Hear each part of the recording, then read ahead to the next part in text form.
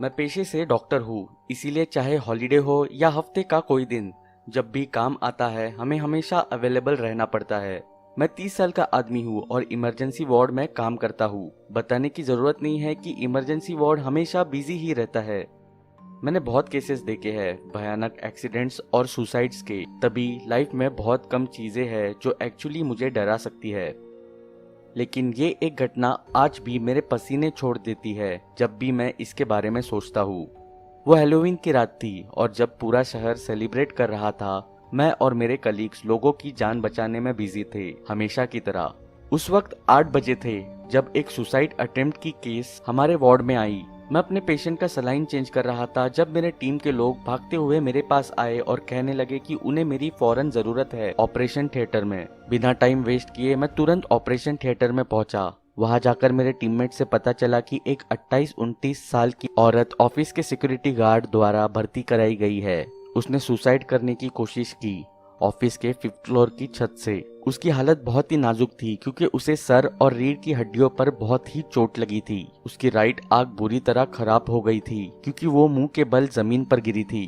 उसमें से बहुत ज्यादा खून बह रहा था, जो कि एक और घबराने वाली बात थी। 2 घंटे की सर्जरी के बाद हम उसकी ब्लीडिंग रोक पाए, पर उसकी हालत ठीक नहीं हुई। वैसे तो डॉक्टर्स हिम्मत छोड़ने की बात नहीं करते, पर इस बार हम श्योर नहीं थे कि वो इस हादसे से बच पाएगी। मैंने सबको बोला कि तुरंत इसकी फैमिली को इन्फॉर्म किया जाए, और प्रोटोकॉल की वजह से हमने लोकल पुलिस स्टेशन में भी इस सुसाइड केस के बारे में बता दिया। मैंने बहुत से पेशेंट्स को उम्मीद खोते हुए देखा था, उन केसेस में भी जहां कोई डरने की बात नहीं होती, पर ये औरत खतरों से लड़ रही थी। तकरीबन 11 बजे नर्स आई और उसने बताया कि उसकी पल्स नॉर्मल चल रही है, पर बहुत ज्यादा खून बहने की वजह से उसका ब्लड प्रेशर लो हो गया है। मैं उसके ब्लड पाउचेस को चेंज करने गया। उसका केबिन इमरजेंसी वार्ड के कॉरिडोर में लास्ट वाला था। हैलोवीन नाइट की वजह से बहुत लोग छुट्टी पर थे, इसलिए हॉस्पिटल थोड़ा ज्यादा शांत था। जैसे ही मैं उसके केबिन में गया, मैंने उसे वहां बेड पर पड़े जोर जोर से सांस लेते देखा। उसके ऑक्सीजन मास्क में वेपर बन रहे थे जैसे ही वो सांस छोड़ रही थी। मैंने चुपचाप उसके ब्लड बैग्स चेंज किए और मॉनिटर पर उसका हार्ट रेट चेक किया। मेरे पास कोई काम नहीं था तो मैं उसके केबिन में ही उसके काउच पर बैठ गया, उस पर नजर रखने के लिए। उसके भूरे बाल ब्लीडिंग के कारण बहुत जगह से लाल हो गए थे।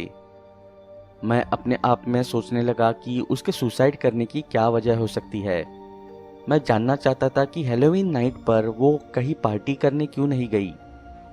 टाइम जल्दी से कट गया और मैं वहां काउच पर ही सो गया, भगवान जाने कब। आधी रात हो रही थी जब मैं किसी आवाज की वजह से अपनी नींद से उठा। जैसे ही मैंने अपनी आंख खोली, मैं बहुत हैरान हो गया। वो औरत अपने बेड पर बैठी हुई मुझे घूर रही थी। उसके चेहरे के राइट साइड में बहुत बैंडेजेस लगे थे, पर उसका आधा चेहरा ढंग से दिख रहा था। वो अपनी लेफ्ट आंख से मुझे घूर रही थी। उसका ऑक्सीजन मास्क उसकी चीन पर था। मैं ये देखकर बहुत ज्यादा चौंक गया था। ऐसी हालत में वो कैसे उठी, मैं समझ ही नहीं पा रहा था। मैंने अपने आप को संभाला और उसे आराम से पूछा, क्या आपको कुछ चाहिए मैम? उसने अपना सर हिलाया और कहा, नहीं। फिर मैंने कहा, आपको सो जाना चाहिए, आपको आराम की सख्त जरूरत है। उसने मुस्कुराते हुए मुझे कहा, आराम मुझे ऑलरेडी मिल रहा है, क्या आप मेरे लिए एक फेवर कर सकते हैं? उसके शब्दों का कोई मतलब नहीं बन रहा था, पर उससे वापस बेड में सुलाने के लिए मैंने कहा, जरूर बताइए। उसने दरवाजे की तरफ देखा और कहा, जब मेरे हस्बैंड आए उनसे कहना मैंने उन्हें देख लिया था और मैं उन्हें छोड़ूंगी नहीं। इस बार मुझे यकीन हो गया था कि वो हेलुसिनेट बिल्कुल नहीं कर रही थी और ये सब उसकी ऐसी हालत का नतीजा था। मैंने उसे इग्नोर किया और उसके बेड की तरफ जाने लगा। वो मुझे घूरती रही। मैं उसके पास गया और मैंने कहा, मैं आपके पति को बता दूंगा, आप प्लीज सो जाइए। उसे वापस लेटाने के बाद मैंने उसके मुंह पर वापस ऑक्सीजन मास्क लगाया। मैंने सोचा अगर मैं यहाँ और देर रुका तो शायद वो फिर से उठ जाएगी, तो मैंने उसे रेस्ट करने दिया और अपने चेम्बर में आ गया। मेरी आंखें हॉल में लगी घड़ी पर पड़ी।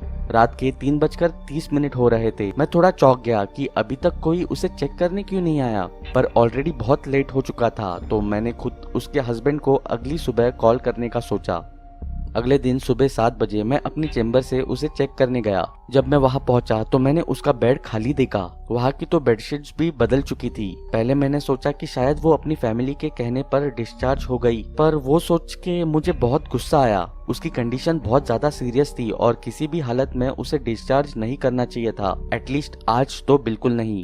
मैं कंट्रोल डेस्क पर पहुंचा और जिस नर्स ने उस रात में उस औरत को अटेंड किया था वो वही खड़ी थी। मैं उसके पास गया और उसे एक इरिटेटेड सी आवाज में बोला, केबिन 9 में जो औरत थी उसे किसने रिलीज किया, मुझसे पूछे बिना। नर्स थोड़ी सरप्राइज सी हो गई जब मैंने उसे ये सवाल किया। उसके चेहरे को देखकर लग रहा था जैसे मैंने कोई स्टूपिड सा सवाल पूछ लिया हो। मैंने उसे और इरिटेटेड होकर कहा, प्लीज उसके हस्बैंड को बोलो उसे वापस लेकर आए, उसे ट्रीटमेंट की जरूरत है, उसकी हालत और खराब हो जाएगी अगर वो उसे रखेंगे। नर्स ने मेरी बात खत्म करने से पहले ही बोला, आपको नहीं पता डॉक्टर, मुझे लगा शायद आपको किसी ने बताया होगा। मैं बहुत कंफ्यूज हो गया था। फिर नर्स ने मुझे बताया कि वो कल रात करीब 3 बजे मर गई थी। उसका हस्बैंड उसकी बॉडी ले गया था उसके क्रेमेशन के लिए। उस समय सुबह के 4:30 बज रहे थे और क्योंकि मैं लेट काम करता हूँ, वार्ड के लोगों ने सोचा मुझे उठाना ठीक नहीं रहेगा। मेरे पैरों तले जमीन ही खिसक गई। ना मैं कुछ बोल पाया ना मैं कुछ सोच पाया पूरे 1 घंटे तक। मैं अपने रिपोर्टिंग हेड के पास गया और उस दिन की छुट्टी ले ली। उसके बाद जब मैं घर आया मैंने अपने आप को बार बार समझाने की कोशिश की। मैं कोई सपना नहीं देख रहा था। उसने मुझसे बात की थी। मुझे उसके मुंह से निकली एक एक बात याद है, पर वो मुझसे कैसे बात कर सकती है जब वो ऑलरेडी मर चुकी थी। 1 हफ्ते के बाद न्यूज़पेपर में एक डरावनी न्यूज़ आई। एक इंडस्ट्रियलिस्ट अपने ऑफिस के छत से गिरकर मर गया था। उसके साथ काम करने वाले लोगों ने पुलिस को बताया कि उसका अफेयर उसकी सेक्रेटरी से चल रहा था। उसके वाइफ को इसके बारे में पता चल गया था, जिसकी वजह से उसने ऑफिस के बिल्डिंग से सुसाइड करने की कोशिश की थी, वो भी हैलोवीन नाइट को। पुलिस को लगता है इस इंडस्ट्रियलिस्ट की डेथ भी एक सुसाइड ही है, पर लोगों को लगता है कि शायद ये उसकी गलती की वजह से शर्म में आकर उसने ऐसा किया। उसकी मौत का समय 3 बजे का बताया गया। अपने लिविंग रूम में बैठकर जब मैं न्यूज़पेपर देख रहा था तभी उस औरत ने मुझे जो उस रात बोला था मुझे समझ में आया। जब मैंने उसे बोला उसे रेस्ट की जरूरत है, तब उसने कहा मैं ऑलरेडी रेस्ट कर रही हूँ, और इसका मतलब वो ऑलरेडी मर चुकी थी। मेरे अंदर एक डर सा आ गया जब मैंने उसकी दूसरी बात पर ध्यान दिया। उसने बोला था जब मेरे हस्बैंड आएंगे उनसे कहना मैंने उन्हें देख लिया था और मैं उन्हें छोड़ूंगी नहीं। क्या एक मरा हुआ इंसान वापस आया था अपना बदला लेने, वो भी हैलोवीन नाइट को? और क्या उसने बदला ले भी लिया? मुझे नहीं पता।